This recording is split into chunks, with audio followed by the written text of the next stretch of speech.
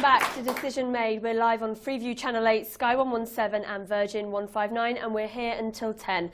Tonight we have some of the candidates standing for election in Weston-super-Mare in just 3 days' time. So finally tonight, immigration. Do quotas work? Can we control our borders? And should we restrict access to the welfare state for those coming from abroad? Immigration policy has been at the top of the party's agenda for this election, but what are the facts? Immigration is seen as the most important issue facing the country today, and most people are opposed to it in general. But dig a bit deeper and you'll actually find people are in favour of students, highly skilled workers and professionals moving here. They're not so keen on low-skilled workers, extended family and asylum seekers moving here. The Conservatives say they wanted to bring net migration, that's the difference between the people who come here to live and the people who leave, down to the tens of thousands from hundreds of thousands at the election. But they've missed that target in coalition government by about 200,000. The Conservatives blame this in part on the compromises of coalition government, but also on EU immigration, which they can't control easily. But even without any EU immigration since the election, they'd still have missed their target. Most immigrants from within the EU come to work. The majority of immigrants outside the EU come to study. Relatively few EU immigrants come for family reasons like getting married. But for immigrants outside the EU, work and family reasons are evenly matched. There is a row about health tourism, but most of that is actual tourists and other foreign visitors who end up needing medical treatment while they're here. There's a smaller amount of people who are thought to deliberately come here to use the NHS or take advantage while they're here. Very rough estimates say this costs us between 100 and 300 million pounds a year. Experts don't agree on whether immigrants as a whole contribute or take away from the economy. Immigration cheerleaders point to the economic dynamism of immigrants who start 1 in 7 businesses in the UK. But most agree the impact on the economy is quite small. So what impact does immigration have on people's jobs and wages? Well, it has an impact on people's wages, normally if they're on very high or very low earnings. Low earners lose and high earners gain, but the overall effects are quite small. Immigration doesn't have a big effect on unemployment, but people with fewer qualifications are more likely to be affected. Well, candidates, the question off the back of that video there is, are caps the answer? They didn't quite work for the coalition, did they? John Penrose, the Liberal Democrats. No, and the Liberal Democrats argued at the last general election that setting an arbitrary number is a ridiculous way to manage your economy in terms of managing immigration. We need to make sure our immigration situation is flexible enough to meet the demands of our economy, but we also need to make sure that we have a setup that isn't attracting people to the United Kingdom for the wrong reasons. We need to make sure that that we have an equal and fair benefit system that works with the rest of the European Union. John Penrose, do you think the policy that the Conservatives employed going into the last Parliament was right now?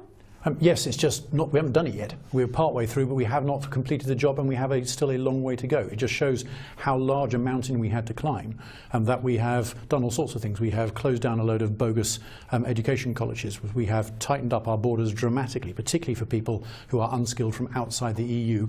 But we still haven't got there. Your VT piece made that really clear and absolutely right too. So there is further to go. But I still come back to the fact that if you go back to before the Blair-Brown era, when they opened the floodgates, there is still we had tens of thousands of people coming to this country every year. It worked okay. And we can get back to that. That isn't an arbitrary number. That's what we always used to have. And you really get back to that number, though, when the policies that you're employing are really just deterrents. They're not necessarily, real strict policies on capping the number of people coming in. They're trying to stop people wanting to come to the country. Well, we're doing both, as it happens. So, for example, for the EU migrants, we are planning to limit access to the welfare state. So you're going to have to work for 4 years, paying in taxes before you can get access to benefits, for example. That's a carrot rather than stick, if I can put it that way. But for people from outside the EU, we have introduced far, far stricter controls. We've also taken closer control of our borders, and we started also, for the first time in a very long time, taking count of the people who are leaving, so you can catch people who are overstaying on their visas. We need to have both. It's not an either-or choice. Stronger controls, stricter numbers, are those words that the Green Party would employ? No, we go back to the source, and this is always the green view, is to take the broadest and longest view. Why are these people leaving their homes and their families? Why are they coming here? And we're talking about the economic migrants here, but let's also not forget the people who are drowning in the sea and those poor guys and women who are stacked up at Calais. CAPS is a bureaucratic answer to what is an existential problem. Why are they fleeing their countries? Because of war, because of dictatorship, because of poverty, sometimes abject poverty. Sometimes they just come here, Ernie, in order to send some money back to their... It's a form of aid, believe it or not. And increasingly, we'll see in future, people will be fleeing environmental degradation due to climate change, which has not been addressed once in this election debate, sadly. So we have to look, we cannot just have a bureaucratic cap. We've got to look at the actual causes, and there are ways of addressing those causes. We can stop wars, we can inhibit them. Ernie, you were directly addressed there. Do you want to come back to Richard Lawson? Yeah, I mean, point one, why are we talking about immigration if, as your piece said, it's all so marvellous? You know, tell that to the painters and decorators who came in to see me to tell me their wages have gone down from £9.80 an hour to the minimum wage. People who are on £3,000 a year are going to come to this country. I would. I did. I tried to emigrate to Australia. They wouldn't have me. There's a surprise. David Cameron's got a bit of bad press because he did say he'd reduced migration to tens of thousands. What he didn't say was a week. 636,000 came to this country last year. They don't know who left. Okay, they don't know that yet. They're going to try and do that. There will be no border controls whilst we are members of the EU. The Schengen Agreement expressly prohibits it. There is nothing to negotiate, zero. And people who come from the rest of the world, as I mentioned earlier, the highly skilled medical people, mathematicians, people from the tiger economies are being clamped down on. What we say is we don't care where you came from. If you've got the skill sets this country needs, and we do need doctors, and it's unfortunate we have to take them from other countries. So if you wanted to be an immigrant yourself, why are you supporting a party that wants to stop other people being able to do that? Because I can see the sense of it. I had nothing to offer the Australian economy. I had no qualifications whatsoever. I would probably, in their eyes, have been a burden. I understood, and I went quietly. And people who come to this country to contribute, and they say, like, you know, a lot of these new businesses are started by companies. New businesses doing what? Because the Romanian embassy, for example's sake, specifically stated to their people, go self-employed. You only have to do 16 hours work a week to gain access to the benefits system that all of you paid in for. The Schengen Agreement and the EU means there is nothing can be done, and tell it to the people at Calais who this year tried to get back, and they said they were just people trying to get under lorries. It is lethal, it is dangerous, and we must separate refugees and asylum seekers from immigrants. They are very different. Just quickly to fact check Ernie, because it's really important that we understand what we're talking about. The UK has never been a signatory to the Schengen Agreement. Never. We've just never been a signatory to it. It's not what we're talking about here. Free movement is different to the Schengen Agreement. So if we can... So we have free movement? We have free movement. movement. Total free movement? Not total free movement. Which bits are we missing? We have border checks. Where? At the border. You are checked at the border. When you come in and you leave, you are checked at the border. You are the people who came over from Calais. Ernie, well, if they came over illegally, then that's, you just said we have to separate out illegal immigration, migration, asylum seekers. Ernie, you're conflating so much, and also you're not actually factually correct. When we talk about immigration, it's important we get this right. Because it's important to so many. Came in last year? Important to so many people. How many people? It's important to so many people came in. I don't have the... You don't know? No, I don't have I do, 636,000. Okay, well, factually correct. Well, okay, but based on your factual accuracy so far, Ernie...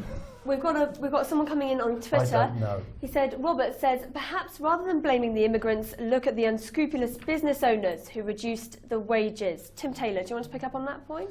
Yes, yeah, that's a good point, and one of the points in the Labour Party manifesto is that we will take action on employment agencies that only recruit from overseas and undercut wages in the UK. That will help, but it's a far broader debate than that. And to go back to the figures, I think net migration was 298,000. So a lot of people are leaving the country at the same time, and we know that 5.5 million British people live overseas. So it is just the nature of the world today that there is more migration. So what we have to do, I think, is attack the things that we know we can influence. So illegal immigration is clearly one, where we don't necessarily know who's in the country. We've cut down on the number of border force employees, so we have no means of controlling it. But I would say overall, immigration has benefited us. Immigrants tend to be younger, they will pay taxes, they use public services a lot more, so there are many benefits from it. So I think we do need to redress the balance on this subject. Richard Lawson. Just a tiny point. People blame migration. If there's a long waiting list for housing or for the services, there is a displacement to blame it on the migrants. In fact, there may be two factors, and that if the public services are underfunded, there will be a waiting list anyway, and it could be, may or may not be, that the migrants may first be. We must be very careful about scapegoating. It's not a question of blame, it's a question of why have we in Weston and North Somerset got to build between 20 and 27,000 houses. They haven't finalised it yet. It's an awful lot of house building, it's an awful lot of green spaces are going to have to go. And that's because the population is increasing. We want quality migration. This country can't exist without it. You know, you look through history and we've got a tremendous record of taking people like that. But what we can't have is this completely uncontrolled, Tim mentioned, I think we might even agree it, Tim, the border force, yeah, I know, yeah, coalition on TV. The border forces have been cut. Friends of mine came back from Calais and just drove through at Dover. It's a fact, you know. Yeah. A rare one from me, I would. Thank you, John. Speaking about coalitions there, we're going to go to some breaking news that we've had in tonight. We're hearing that a hung parliament is 100% likely, according to Election Forecast UK, using YouGov data. So, given that, if we could get some reaction from you candidates, who's getting into bed with who, and is it time that you start being upfront about who you would be happy to agree with and work with?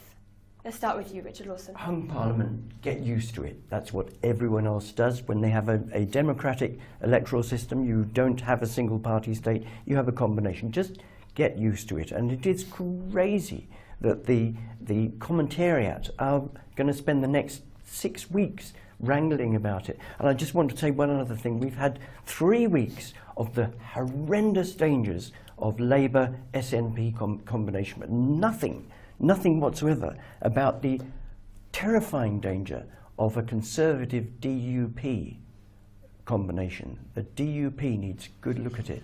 John Penrose, get used to it, a hung parliament. That's quite a scary thought for one of the major parties, isn't it? The first thing I'd start by saying is that 100% likely from a forecaster, when almost every other forecaster is saying nobody really knows. I mean, they're saying anybody who's calling this election at this point is in fantasy land, really. So it's quite possible there will be a hung parliament, but there's no 100% certainties until after the polls have closed, clearly. But yes, if we had the poll based on the opinion polls of yesterday, then we'd probably end up with some kind of a hung parliament. And also, more complicatedly, it looks as though it would be really hard to construct a stable coalition. It wouldn't just be two parties, as it has been for the last 5 years. It would perhaps have to be 3 or more parties. And every time you add an extra moving part, it gets more difficult. So one of the other possibilities is, if you did go down that road, you might end up with a minority government. None of those are stable. None of those, I would argue, are anything like as good as a majority, I would argue, a majority Conservative government. Tim Taylor. Yeah, I don't think that's really breaking news, to be honest. I would say to people, look, let's concentrate on the job in hand. Other than the postal votes, people haven't voted yet. Please go out and vote on Thursday for the party you really believe in. It's really important that you do vote. And then the politicians will have to deal with the outcomes afterwards. And people have to deal with complex situations in their everyday lives, whether they run a business or they're in education. And politicians just have to grow up a bit and get used to that. And coalitions are probably they going to be the way forward? Another coalition, is that something you could cope with, John? Absolutely. I mean, we've worked in the national interest. We put the national interest before party political interest at the last government to do what was right to repair the economy. Both the Labour Party and the Conservative Party are living in a fantasy world if they believe that they are going to get over the line at this election. It is going to be a hung parliament, and that's why Nick Clegg has this week been laying out our red lines, how we would approach a negotiation, because that's what the people will have to base their decisions on. Do they want the Conservatives jumping into bed with the DUP and UKIP, as Richard says? Do they want the Labour Party doing a deal with an even more left-wing, if it was possible, party at the SNP to run the country and borrow more and crash our economy once again? And that's why we've laid out our red lines, to help people make that decision. Quickly? Yeah, it's only 8 months since the Liberals and the Conservatives were telling the Scottish people and the SNP how much they loved them and they really wanted them to be part of the union. Now we're talking about the SNP as if they're Satan's another outriders. election in 9 months then. One-word answers. Ernie, let's start with you. Do I not get a go at the other question? Well, yeah, if you like, quickly then. I said from the get-go, you've had this for the last God knows how long. Democracy sorts itself out. You will have multi-party democracy, and it will stop this boom and bust, and you'll get sensible government. Thank you very much, Ernie. That's all we have time for tonight. Loads of comments on Twitter about school places, the NHS, so thank you for those. Sorry we haven't got time to get to them all. I'd like to thank all the candidates for taking part, and of course there are others standing for election in Weston-super-Mare. Here's that graphic again where you can see the full list.